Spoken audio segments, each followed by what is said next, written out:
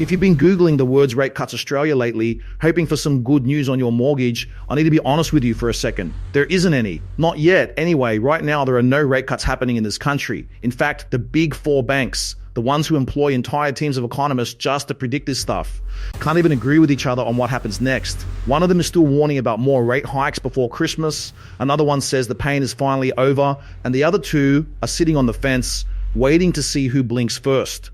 So today, I want to do two things for you. First, I'm going to explain exactly what a rate cut actually is in plain English, no confusing finance talk. And second, I'm going to walk you through exactly where this whole thing stands right now so you're not relying on a headline to understand your own mortgage. And stick around, because there's a specific date coming up in a few weeks that could genuinely change this entire conversation. Hey guys, Daniel here. Welcome back to Daniel Reports. If you're new here, this is where I break down money, interest rates, and the economy in Australia in plain English, without the jargon and without the panic. And honestly, I wanted to make this one because I get asked about rate cuts constantly in the comments by mates, by people who just want a straight answer instead of confusing bank jargon. So if that sounds like the kind of content that's actually useful to you, do me a favor, hit subscribe, tap that like button. It takes 2 seconds and it genuinely helps this channel keep going. All right, let's break this down properly. Let's start right at the beginning, because I think a lot of people have heard the phrase interest rate cut 1,000 times without ever actually knowing what it means. The Reserve Bank of Australia sets something called the cash rate. Think of it as the base price of borrowing money in this country. Banks borrow from each other overnight at roughly that rate. And then they build their home loan rates, their savings rates, basically everything on top of that base number. So when the cash rate moves, it's a bit like adjusting the main tap that controls water pressure for an entire apartment building. You don't touch every single unit individually, you just turn that one main valve and every apartment feels it. Some more than others depending on their own setup. When the RBA cuts that rate, borrowing gets cheaper, which is supposed to encourage people to spend and businesses to invest, giving the economy a bit of a boost. When they hike it, the opposite happens. Borrowing gets more expensive, people pull back on spending, and that's meant to cool inflation down. So cuts are basically the RBA easing off the brake pedal. Hikes are then pressing down on it harder. Simple enough in theory. But here's where it gets interesting, because right now, we're not in cut territory at all. Quick pause here, because I know some of you are thinking, all right, Daniel, I get the theory, but where do we actually stand right now? Fair question, let's get into it.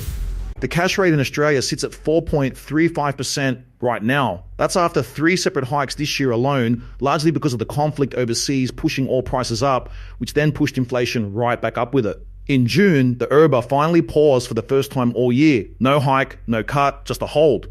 Here's the honest truth though, that pause doesn't actually tell you what happens next. It just means they wanted more time to watch the data before making their next move. And that uncertainty is exactly why the big four banks are all over the place with their predictions right now, which honestly is where this story gets genuinely interesting. Westpac is still forecasting 2 more hikes in August and September, which would push the cash rate all the way up to 4.85% by the end of the year. CBA and ANZ are sitting in the hold camp. They don't think another hike is coming, but they're not confidently calling for cuts anytime soon either. And then there's NAB, the first of the big four to actually call the peak, saying they don't expect any more hikes and penciling in the first cut for around the middle of next year. Let that sink in for a second. 4 banks, all looking at the exact same economic data, and they've landed on 4 different conclusions. Here's how I'd explain that to a mate over a beer. Imagine 4 different weather forecasters looking at the exact same satellite image, and one says it's about to storm, one says it's already clearing up, and 2 just shrug and say, honestly, could go either way. That's genuinely where the professionals sit right now. And if the experts themselves are this divided, it's worth being a little skeptical of anyone online who tells you they know exactly what's coming next with total confidence. Now, I know what some of you are thinking. All right, Daniel, banks disagreeing is interesting, but does this actually affect my life? Yes, and honestly, more than most people realize. Let's talk real numbers for a second, because this is where it stops being abstract and starts hitting your actual bank account. On an average $600,000 mortgage, every single 0.25% hike this year has added around $92 to your monthly repayment. Across the hikes we've already had, that's added up to roughly $364 a month, gone compared to where you were at the start of the year. But here's the part that I think matters even more and barely gets talked about. Your borrowing power has taken a hit too, not just your repayments. CanStar's analysis shows this year's hikes alone have cut around $25,000 off what a single income borrower can actually qualify to borrow, and about $49,000 for a couple applying together. And if Westpac turns out to be right, and there's another hike or 2 before Christmas, that hit could stretch to $37,000 for an individual and $73,000 for a couple. Think about what that actually means in real life. That's the difference between qualifying for the house with the extra bedroom or getting knocked back and having to settle for something smaller purely because of where interest rates happen to sit the week you applied. So let's talk about why inflation is being so stubborn, because honestly, this is the actual root of everything we've covered so far. The Reserve Bank's whole job at its core is keeping inflation somewhere between 2 and 3%. Right now, the trimmed mean measure, which is basically the RBA's preferred way of stripping out one-off price spikes to see the real underlying trend, is sitting at 3.6%, still comfortably above target. And the RBA has been pretty upfront about why. Ongoing tension overseas is keeping oil and energy costs elevated, and businesses are passing those higher costs straight through to what you and I pay at the checkout. Here's my honest take on this part. The RBA has made it pretty clear they're not going to start cutting rates just because people are tired of waiting. They're going to wait until the actual inflation numbers genuinely support it.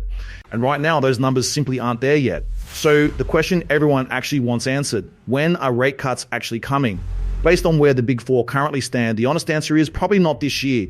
Most of the major banks are now pointing toward early to mid 2027 for that first genuine cut, assuming inflation keeps heading in the right direction between now and then. Now, I want to give you the smart way to think about this rather than just leaving you with bad news, because there's actually a useful takeaway buried in here.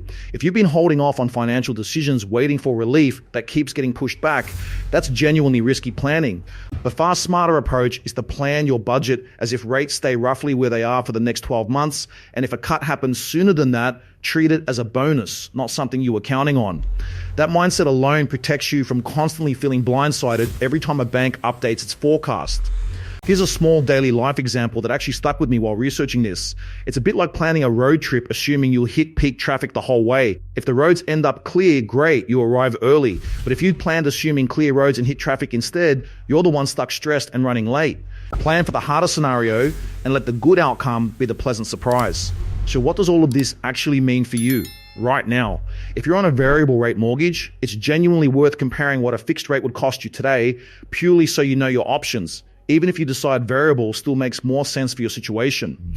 If you've got savings sitting in a term deposit, keep an eye on the rates your bank is quietly offering. Some banks have already started trimming term deposit rates even before any official cash rate cut, which honestly tells you a bit about where they privately think this is heading. And if you're waiting to buy a home or refinance, the Reserve Bank's next decision lands in mid-August.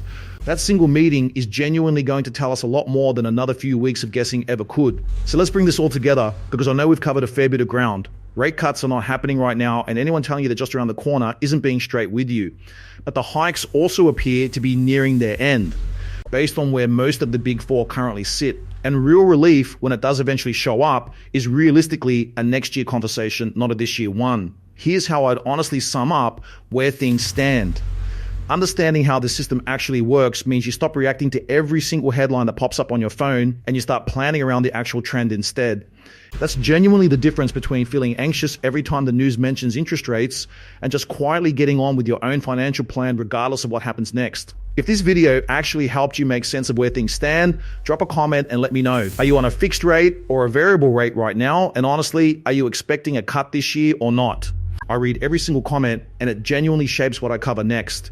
And if you know someone who's stressing about their mortgage repayments or waiting anxiously for rate relief, do them a favor and send this video their way. Clear information beats anxious guessing every single time. I'll be covering that August Reserve Bank decision the moment it drops, because depending on which way it goes, this entire conversation could shift again pretty quickly. Hit subscribe if you want to stay ahead of it instead of finding out through a confusing headline. I'm Daniel, this has been Daniel Reports, and I'll see you in the next one.